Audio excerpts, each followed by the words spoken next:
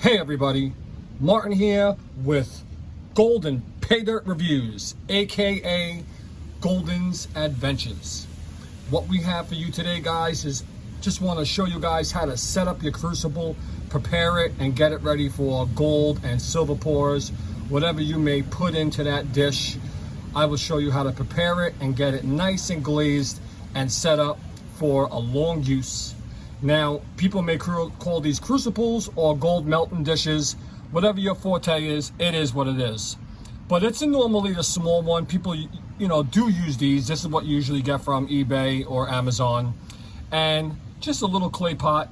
Very easy to melt your gold in. Has a little pour attachment on the front that was done in there. Easy to pour, ready to go.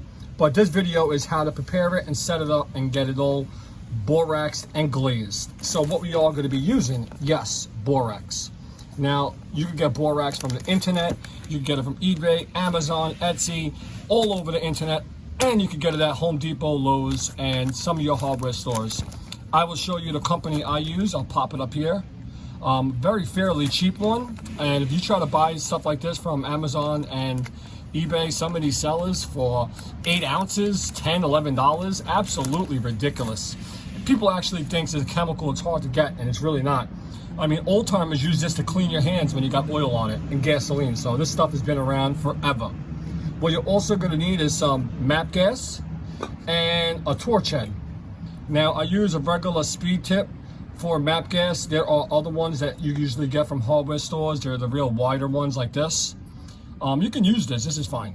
But I just have a different one that comes with it because I do plumbing. And this is really handy and it works well. So the first thing you want to do is put the borax to the side. Get your MAPP gas. This was just an extra can to show you. And the very first thing you want to do is you want to heat it up and you want to get all the water that is completely stored in here dried out. So all you got to do for a minute is just put your torch on it and go around it a little just to get any residual water that may be trapped in there. Even though if you had this for a year or two, if you had it in the basement, it could have soaked up the moisture from your basement. You just never know. So the very first thing you do for about 1 minute is just apply some heat to it so you can completely dry it out, and then you will jump on to the next step. Also make sure it's clean. You wipe it down from any debris. This may be looking dirty. I had it for a long time. I have a couple of these, but still. Also, you want a surface you can work on that is extremely safe and fireproof and fire retardant so it don't blow up or burn in your house down. And it's usually normal to do this outside. And that's about it. Let's jump on to the next step. So hold on. All right, like I said, the next step is drying it out. All you gotta do is apply some heat for about a minute. Make sure it's completely dried out. You may not think this torch is on, but it's on. Coming out extremely fast and it's hot. So 1 minute, don't have to go crazy. Just keep it on there, dry it out, and then we'll be ready for the next step. And hold on, here we go. All right, so what you do is you get something like this, any kind of Tupperware, any kind of dish, so you can grab it, and what you're gonna do is literally add it by the pinch. Like, let me clean this off. Like if you look right here, this is how much I'm gonna add per area. That much, like a little pinch of salt. You're gonna burn that in, you're gonna get it nice and glazed out, and then you're gonna move on to the next side and work that over and keep on working it over. When I do my dishes, I do everything. I even do the tops right here, around the edge, and of course in the bowl. Sometimes I'll even try to get like 1/8 of an inch down on the edge. So if anything pours off, it's not sticking and clunking up there. So let's go. Enjoy the show, and I'll be back.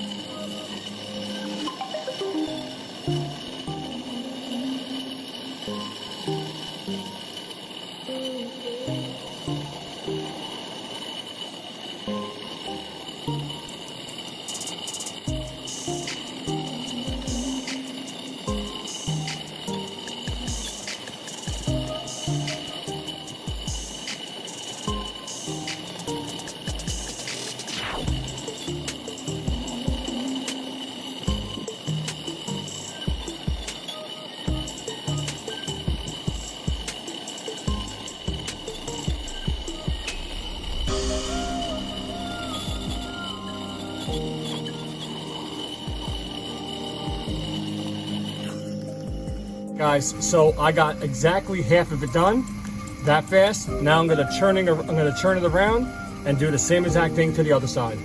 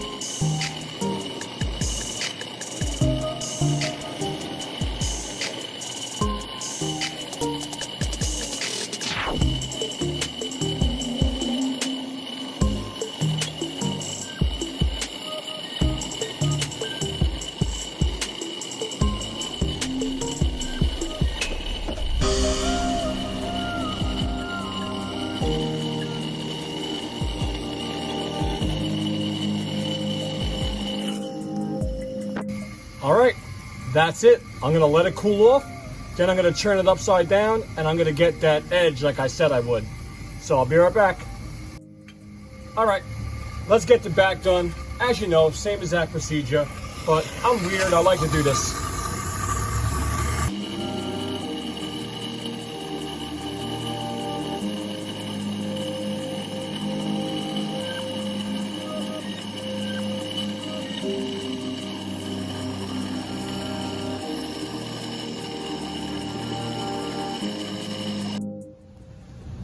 All right, we are all done. This thing is shiny and beautiful. Easy as pie. This thing is, I mean, completely shiny and beautiful. Like I said, I don't worry about down here on the edges. I just try to get the first, you know, eighth of an inch or half inch covered with it. But I decided just to let it melt all the way down.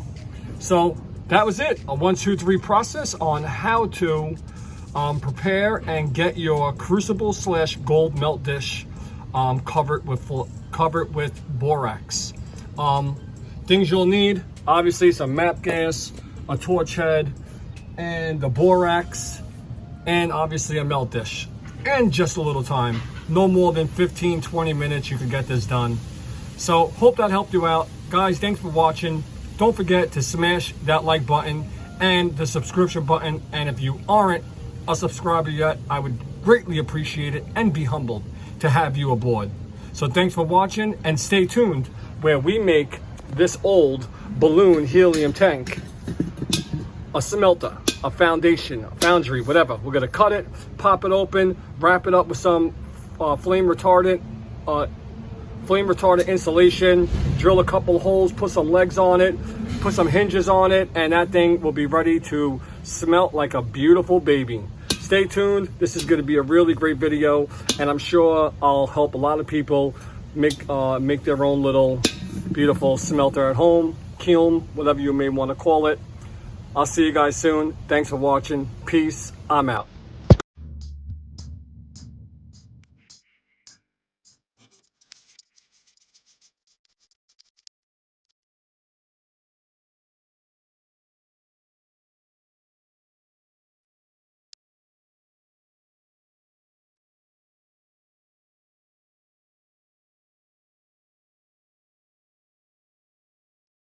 All right, so there goes my pan. And guys, look at that pan. We got, oh my goodness. Did you just hear that?